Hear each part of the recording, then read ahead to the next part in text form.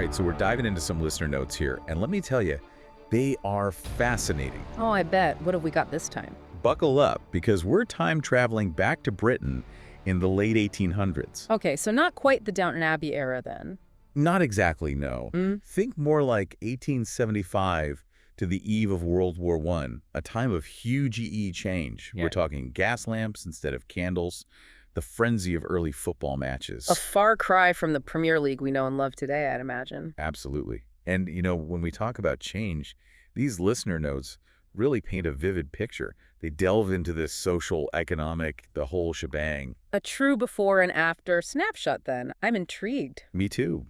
So picture this life for everyday folks was being turned upside down.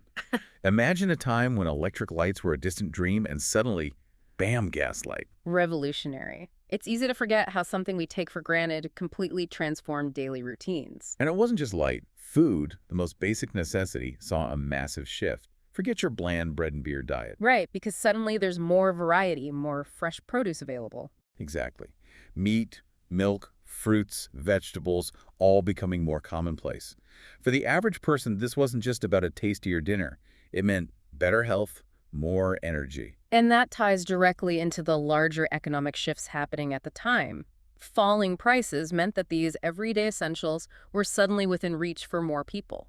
It's amazing how these seemingly small changes were actually symptoms of much bigger transformations. Absolutely. And it wasn't just dinner plates and gas lights. Classrooms were also undergoing a revolution of sorts. Right.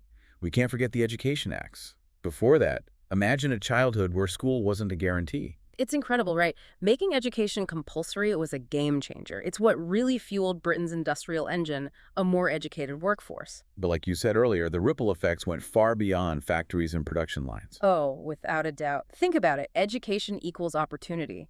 People who might have been stuck in a certain social class suddenly had the chance to climb that ladder. And that, I'm guessing, brought about a whole new set of expectations. Exactly. People started demanding more from their leaders, from society itself.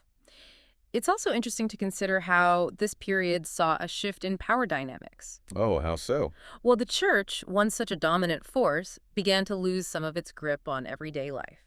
Interesting. So where were people going instead of the church? Think pubs, social clubs, places where people could gather, share ideas, and maybe even grumble about the government. Makes sense. It was a time of immense social change, after all. The listener notes actually touch upon this really fascinating trend, the explosion of organized sports. Ah, yes. Football, cricket. They weren't just games, they were markers of local pride, a way for people to connect to their community in this rapidly changing world. It's like those rivalries forged a sense of belonging. My team versus your team, a bit of healthy competition. Exactly. And on a larger scale, this fed into a burgeoning sense of national identity, too. Remember, this is a time when Britain saw itself as a global power, so these shared experiences, whether it was cheering on your local team or reading the same newspaper headlines, helped create a sense of unity. Unity in a time of such drastic change, that makes a lot of sense. Right. Now, it wasn't just about gaslights and football, right? There were also new schools of thought emerging, challenging the old ways. Oh, absolutely. You can't talk about this period without mentioning figures like Adam Smith.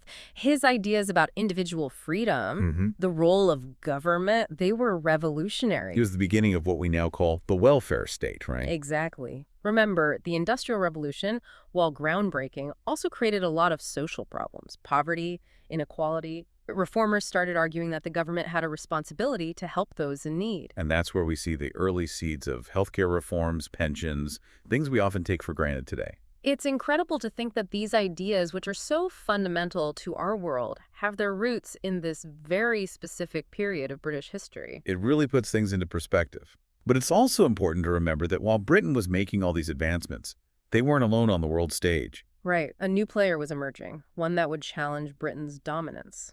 Germany? A newly unified Germany, rapidly industrializing, building its military might. I can only imagine the tension that created. Oh, absolutely. There was a sense of unease, a fear that Britain's place in the world was being threatened. And, of course, we can't forget the complex web of alliances that entangled all the major European powers. It was a recipe for disaster. A powder keg, ready to explode. And we know how that story ends World War I. A tragic reminder that progress doesn't always follow a straight line. There are often bumps along the way, and sometimes those bumps are catastrophic. So as we wrap up this deep dive into Britain on the brink, What would you say is the one key takeaway for our listeners? For me, it's the sheer scale of transformation that happened in those few decades leading up to 1914. It wasn't just about new inventions or economic shifts, it was about fundamental changes to the very fabric of society. And those changes reverberate even today, shaping our world in ways we might not even realize. Exactly. It makes you wonder, though, knowing what we know now about the road to World War I, could anything have been done differently? It's a question that historians continue to debate. A sobering thought to end on, but certainly one that will stick with our listeners.